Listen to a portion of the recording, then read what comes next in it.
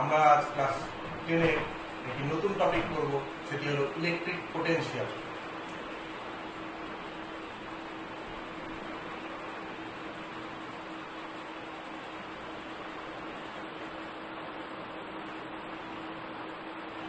আবার এটাকে ইলেকট্রোস্ট্যাটিক পোটেনশিয়ালও বলা হয়।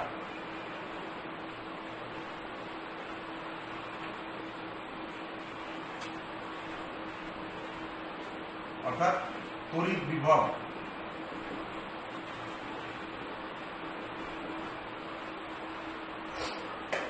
দেখো, আমরা এর আগের যে ভিডিওটা, সেই ভিডিওতে দেখেছিলাম আধান সম্পর্কে ধারণা, তাই তো? এবার দেখো, একটি আধান, সাপোজ একটি আধান আমি ধরলাম Q0।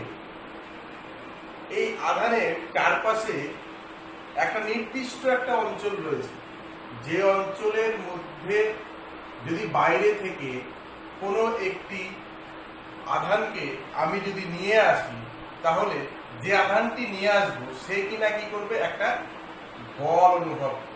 সে কিনা কি করবে, একটা বল অনুভব করবে।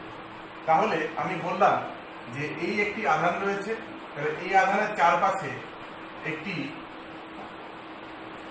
এমন একটি অঞ্চল রয়েছে, অবশ্যই সেটি সীমাবদ্ধ, এটা আনলিমিটেড রিজিয়ন না, মানে একটা নির্দিষ্ট অঞ্চল, মানে যে মানে বলতে চাইছি সেটা হচ্ছে যে এর একটা নির্দিষ্ট অঞ্চল জুড়ে এই প্রভাবটা থাকবে, যে বাইরে থেকে কোনো একটি আধানকে যদি আমি এখানে নিয়ে আসি, সে কিনা কি করবে, একটা বল অনুভব করবে। সে কিনা কি করবে, একটা বল অনুভব করবে। যদি সমজাতীয় আধান হয় তাহলে বিকর্ষণ বল অনুভব করবে, আর যদি বিষমজাতীয় আধান আনি তাহলে আকর্ষণ বল অনুভব করবে।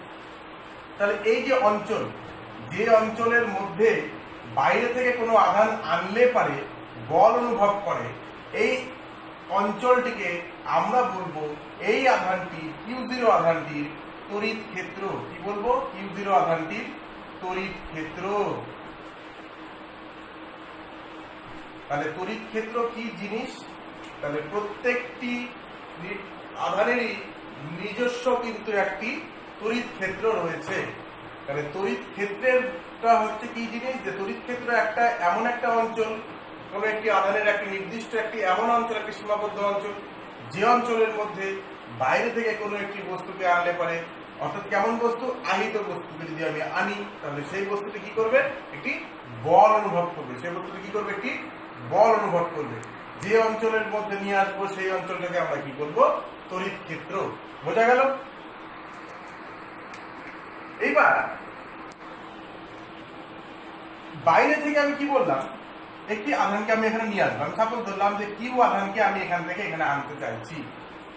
তাহলে যেহেতু কিউ আধানকে এখানে আনবো, তাহলে ও কি করবে, একটা বল অনুভব করছে। তো তাহলে বাইরে থেকে, অর্থাৎ যেখানে তড়িৎ ক্ষেত্রের কোনো প্রভাব নেই, যেখানে এই আধানটির এই আধানের উপর কোনো প্রভাব নেই, সেই অঞ্চলটা, অর্থাৎ তড়িৎ ক্ষেত্রের বাইরের কোনো অঞ্চল, সেই জায়গাটাকে আমরা বলবো অসীম দূরত্ব। অসীম দূরত্ব, অর্থাৎ অসীম দূরত্ব বলতে এখানে এটাই বোঝাচ্ছে যেখানে বাইরের অঞ্চল, অর্থাৎ যেখানে তড়িৎ ক্ষেত্রের কোনো প্রভাব নেই। কোন তড়িৎ ক্ষেত্রের? মানে এই আধানের জন্য যে তড়িৎ ক্ষেত্রটা উৎপন্ন হয়েছে সেই তড়িৎ ক্ষেত্রের কোনো প্রভাব নেই। এই যে ধরনের জায়গাগুলোকে আমরা কি বলবো? অসীম দূরত্ব। অর্থাৎ অসীম দূরত্ব থেকে আমি যদি একটি কিউ আধানকে এই তড়িৎ ক্ষেত্রের মধ্যে নিয়ে আসি কোনো একটা বিন্দুতে, তাহলে আনতে গেলে কি করতে হবে? আমাকে একটা কার্য করতে হবে। কেন? কারণ এই আধানটি এই আধানের উপর একটা বল প্রয়োগ করছে, তাহলে বলের বিরুদ্ধেই হোক বা বলের দ্বারাই হোক, তাহলে সরণ তো হচ্ছে। তাহলে সরণ হলে কি হবে? কার্য হবে। তাহলে একটি আধানকে বাইরে থেকে এই তড়িৎ ক্ষেত্রের মধ্যে আনতে গেলে কি করতে হবে? একটি কার্য করতে হবে। তাহলে যদি এই আধানটা কিউ না হয়ে যদি এটা +1 অর্থাৎ একক ধনাত্মক আধান হয়, তাহলে অসীম দূরত্ব থেকে একটি একক ধনাত্মক আধানকে তড়িৎ ক্ষেত্রের মধ্যে কোনো একটা নির্দিষ্ট বিন্দুতে আনতে গেলে যে পরিমাণ কার্য করতে হবে, সেই পরিমাণ কার্যকেই আমি বলবো এই তড়িৎ ক্ষেত্রের এই বিন্দুতে তড়িৎ বিভব। এই বিন্দুতে তড়িৎ বিভব। তাহলে এটি কেমন বিভব? এটি হচ্ছে তড়িৎ ক্ষেত্রের বিভব। তড়িৎ ক্ষেত্রের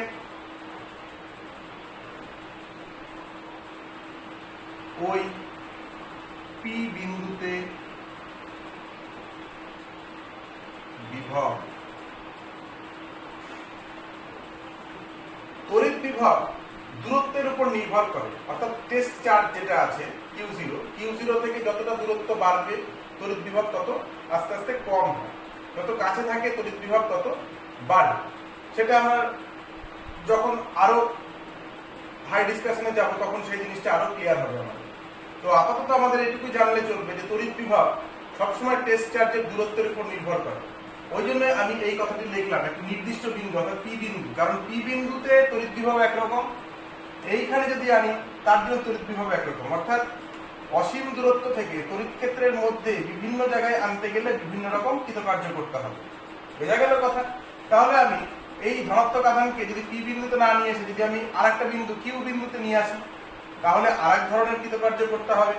তাহলে আমি সাপোজ ধরে নিলাম যে এই বিন্দুতে কৃতকার্য করতে গেলে কত কৃতকার্য করতে হচ্ছে না ডাব্লিউ পি পরিমাণ কৃতকার্য করব, আর কিউ বিন্দুতে যদি একক ধনাত্মক আধানকে নিয়ে আসি তাহলে কতখানি কৃতকার্য করতে হবে? আমি বললাম ডাব্লিউ কিউ পরিমাণ কৃতকার্য করতে হবে।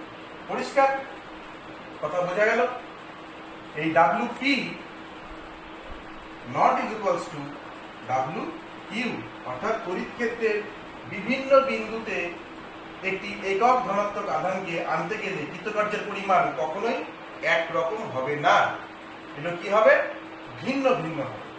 তাহলে আমরা এটা জানতে পারলাম আজকে এখন যে তড়িৎ ক্ষেত্রের কোন বিন্দুতে বিভব বলতে আমরা কি বুঝি। তাহলে তড়িৎ ক্ষেত্রের কোন বিন্দুতে বিভব বলতে আমরা কি বুঝবো না, একটি তড়িৎ ক্ষেত্রের মধ্যে অসীম দূরত্ব থেকে তড়িৎ ক্ষেত্রের মধ্যে কোনো একটা নির্দিষ্ট বিন্দুতে একটি একক ধনাত্মক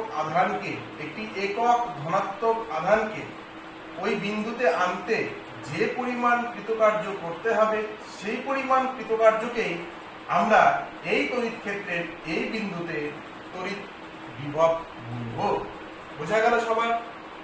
তাহলে এটা হলো তড়িৎ ক্ষেত্রের কোন বিন্দুতে বিভব, তাই তো? তাহলে আমরা দেখতে পাচ্ছি এখান থেকে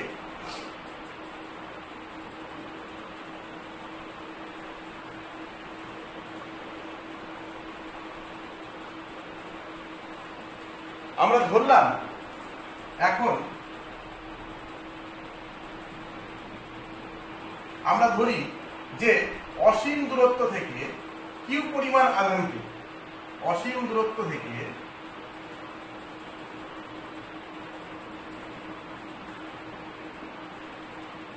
কিউ পরিমাণ আধানকে আনতে কৃতকার্য করতে হয় ডাব্লু। তাহলে অসীম দূরত্ব থেকে একক আধানকে আনতে কৃতকার্য কতখানি করব? তাহলে ডাব্লু বাই কিউ। তাহলে এই যে ডাব্লু বাই কিউ কথাটির অর্থটা কি? একক আধানকে আনতে, এটা অবশ্যই প্লাস ধরে নিলাম আমি। তাহলে প্লাস ইউনিট 1 আধানকে আনতে, অর্থাৎ একক ধনাত্মক আধানকে আনতে যে পরিমাণ কৃতকার্যটা করব সেই পরিমাণ কৃতকার্যকে আমি কি বললাম একটু আগে না তড়িৎ ক্ষেত্রের ওই বিন্দুতে বিভব। তার মানে পি বিন্দুর বিভব যদি বলি VP that is equals two, তাহলে কি হবে ডাব্লিউপি বাই কিউ, অর্থাৎ কিউ আধানকে পি বিন্দুতে আনতে কৃতকার্য হয়েছে ডাব্লিউপি। তাহলে একক ধনাত্মক আধানকে আনতে কি পরিমাণ কৃতকার্য করতে হয়েছে?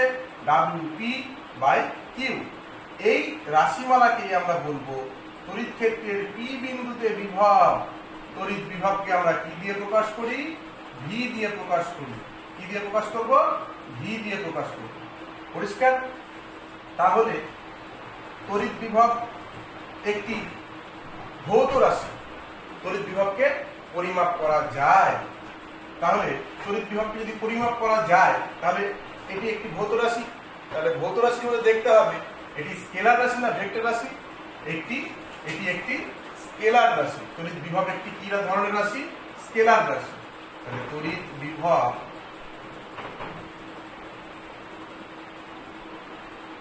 হলো একটি স্কেলার রাশি।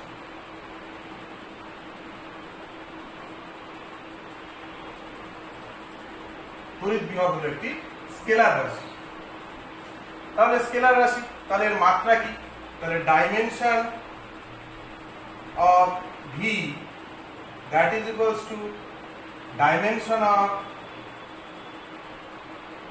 W by dimension of Q.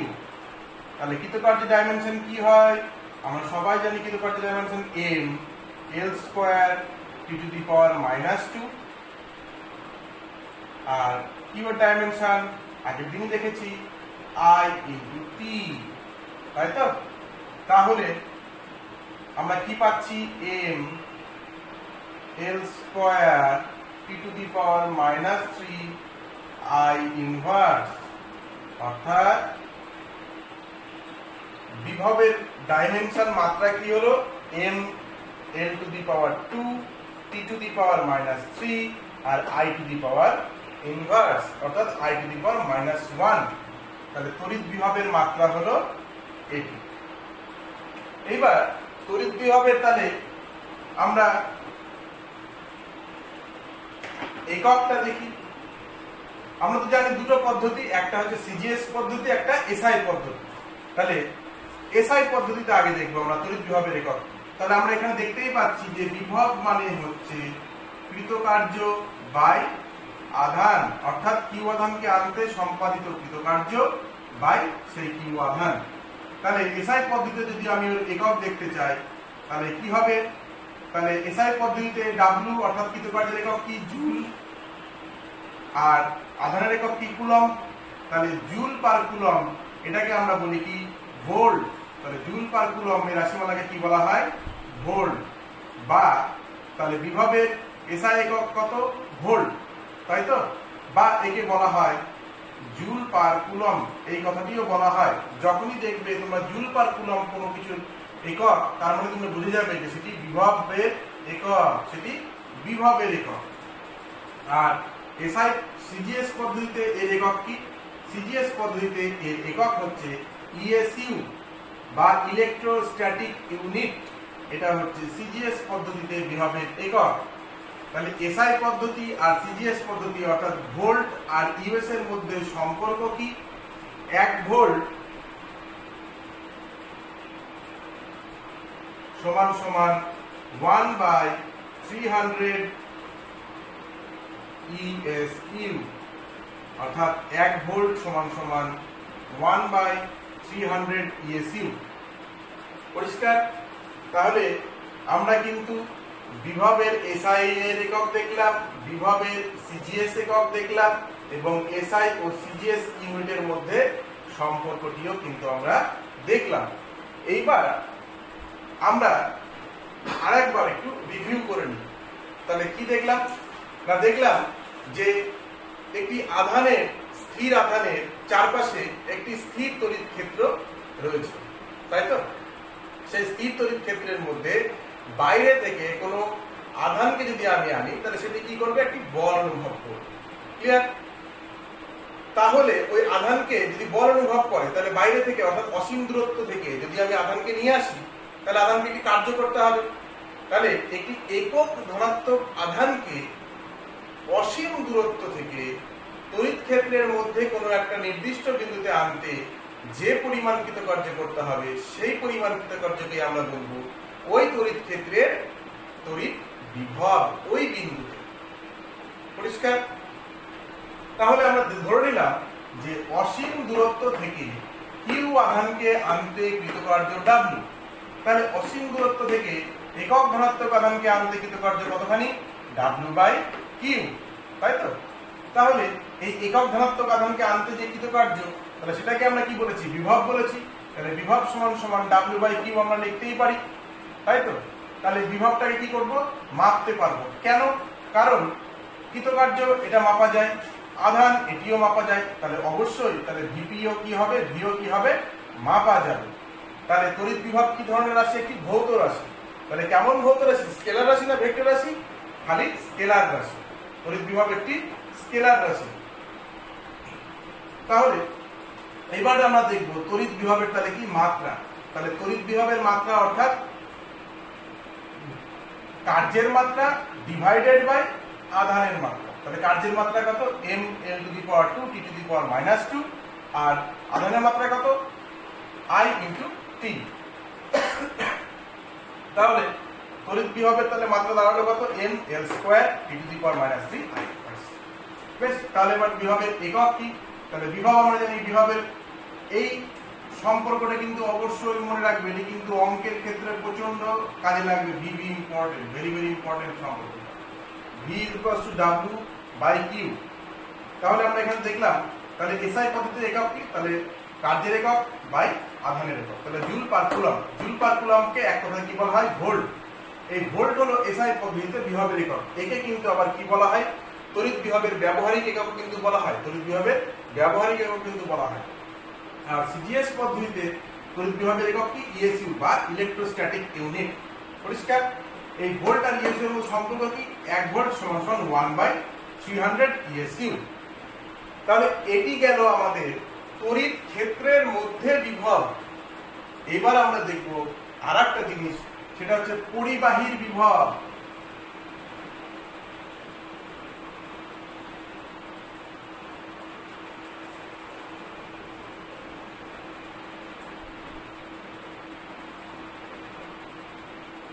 পরিবাহীর বিভব।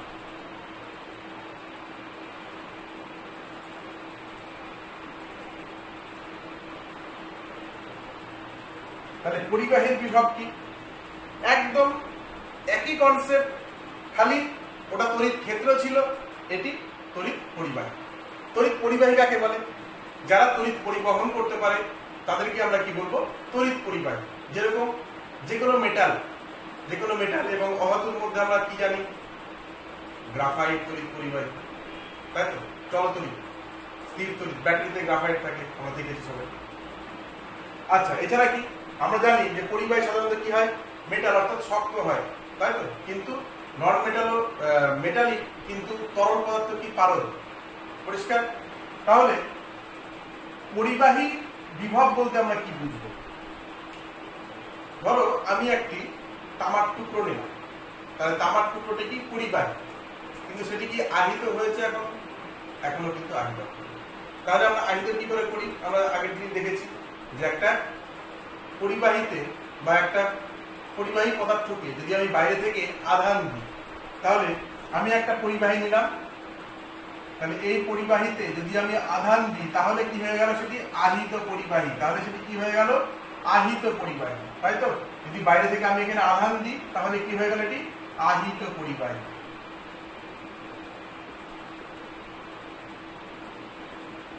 আহিত পরিবাহী। তাহলে একটি আহিত পরিবাহী নিকটস্থ অর্থাৎ নিকটবর্তী কোনো একটা বিন্দুতে অসীম দূরত্ব থেকে, অর্থাৎ যেখানে এই পরিবাহীর তড়িৎ ক্ষেত্রের কোনো প্রভাব নেই, এই আহিত পরিবাহীর জন্য যে তড়িৎ ক্ষেত্রটা তৈরি হচ্ছে তার কোনো প্রভাব নেই, এরকম একটি জায়গাকে আমরা কি বলবো, এর রেসপেক্টে এটা কি বলবো, অসীম দূরত্ব। কি বলবো, অসীম দূরত্ব। তাহলে অসীম দূরত্ব মানে অনেক দূরত্ব, সেটা না, যেখানে এই পরিবাহী আহিত পরিবাহীর তড়িৎ ক্ষেত্রের কোনো প্রভাব নেই, তার বাইরের যে কোনো বিন্দুই এই তড়িৎ ক্ষেত্রের কাছে অসীম দূরত্ব। তাহলে অসীম দূরত্ব থেকে যদি আমরা একটা কি আনি, একক ধনাত্মক আধানকে আনি, একটা ইউনিট পজিটিভ চার্জকে যদি আমরা নিয়ে আসি, তাহলে এই একক ধনাত্মক আধানকে আনতে যে পরিমাণ কার্য করতে হবে সেই পরিমাণ কার্যই হলো এই পরিবাহীর বিভব। এই পরিবাহীর বিভব। তাহলে একক ধনাত্মক আধানকে আনতে যে পরিমাণ কৃতকার্য, তাহলে আমরা দেখলাম একটু আগে যে বিভবের রাশিমালা কি, V equals to W by U, তাই তো। বেশ, পরিবাহীর বিভবে আরেকটি সুন্দর কনসেপ্ট আছে। পরিবাহীর বিভব দু ধরনের হয়, একটা হচ্ছে দু ধরনের, কথাটা একটু আলাদা হলো, মানে পরিবাহীর বিভবটা, মানে বিভব বলতে যে জিনিসটা আমরা বলতে চাইছি, পরিবাহী বিভব হচ্ছে যে কোনো পরিবাহীর একটি তাড়িতিক অবস্থা, অর্থাৎ একটা ইলেকট্রোস্ট্যাটিক বা ইলেকট্রিক স্টেট বা ইলেকট্রিক্যাল স্টেট, একটা তাড়িতিক অবস্থা। কেমন এই অবস্থাটা, যে ওই পরিবাহীর সংস্পর্শে যদি আমি আরেকটি পরিবাহী নিয়ে আসি, তাহলে আমরা দেখতে পাবো যে কোনো একটি পরিবাহী কি করবে, আহিত পরিবাহী আরেকটি পরিবাহীকে আধান দিবে বা তার কাছ থেকে আধান নিতে পারে। কথা বোঝা গেল? মানে ধরো এটা একটা আহিত পরিবাহী, এটা একটা আহিত পরিবাহী, পরিষ্কার? তো এটা একরকম ভাবে আহিত, এটা আরেক রকম ভাবে আহিত। মানে এটাতে ধরো আমি সাপোজ Q1 চার্জ দিয়েছি, এটাতে ধরো Q2 চার্জ দিয়েছি। তাহলে এই দুজনকে যদি আমি কন্ট্যাক্ট করি বা একটা তার দিয়ে, একটা পরিবাহী তার দিয়ে যদি যুক্ত করে দিই, তাহলে কি হবে? তাহলে যে কোনো একটি থেকে আরেকটিতে আধান ট্রান্সফার হবে। হতে পারে এখান থেকে এদিকে আধান গেল, বা হতে পারে এখান থেকে এদিকে আধান এলো। এটা কেন হয়? এটা হয় হচ্ছে একমাত্র বিভবের জন্য। এটা কার জন্য হয়? এটা বিভবের জন্য। বিভবটা কি? বিভবটা হচ্ছে একটা ইলেকট্রিক্যাল স্টেট বা একটা অবস্থা। কেমন অবস্থা? এই অবস্থাটা হচ্ছে দু ধরনের, একটা হচ্ছে হাই বা যাকে আমরা বলি উচ্চ, আর একটাকে বলি হচ্ছে লো অর্থাৎ নিম্ন। যার স্টেটটা হাই সে কি করবে? সে আধান দিবে কাকে? যার স্টেটটা লো। অর্থাৎ হাই স্টেট থেকে লো স্টেটের দিকে কি প্রবাহিত হয়? ইলেকট্রন বা আধান প্রবাহিত হয়। কথা বোঝা গেল? আমি ইলেকট্রন না বলে একবার চার্জ বলে দিলাম, কি? তাহলে তড়িৎ বিভব হলো পরিবাহীর এমন একটি তাড়িতিক অবস্থা যার দ্বারা আমরা বুঝবো যে পরিবাহী দুটিকে যদি সংস্পর্শে আনি, তাহলে কোনো একটি পরিবাহী আরেকটি পরিবাহীকে আধান দিবে বা কোনো পরিবাহী আরেকটি পরিবাহী থেকে আধান নিবে। বোঝা গেল? তাহলে পরিবাহী এই যে অবস্থাটা, এই অবস্থাটাকে আমরা কি বলি? তড়িৎ পরিবাহীর বিভব। যদি তার মধ্যে প্লাস আধান বেশি থাকে, তাহলে আমরা সেটাকে বলবো হাই পোটেনশিয়াল অর্থাৎ উচ্চ বিভব। আর যার বলবো নেগেটিভ চার্জ বেশি আছে, তাকে আমরা বলবো লো পোটেনশিয়াল বা তাকে আমরা কি বলবো? নিম্ন বিভব। অর্থাৎ প্লাস আধান যার বেশি থাকবে তাকে আমরা বলবো হাই পোটেনশিয়াল, আর যার প্লাস আধান কম থাকবে তাকে আমরা বলবো লো পোটেনশিয়াল। অর্থাৎ এটি উচ্চ বিভব, এটি নিম্ন বিভব। আর এই বিভব পার্থক্যের জন্যই, এই উচ্চ বিভব আর নিম্ন বিভব দুটো আলাদা, তাহলে বিভব পার্থক্য, এই বিভব পার্থক্যের জন্য কি হয়? আধান প্রবাহিত হয়। বিভব পার্থক্যের জন্য কি হয়? আধান প্রবাহিত হয়। তাহলে বিভব পার্থক্যের জন্য কি হয়? বিভব পার্থক্যের জন্য আধান প্রবাহিত হয়।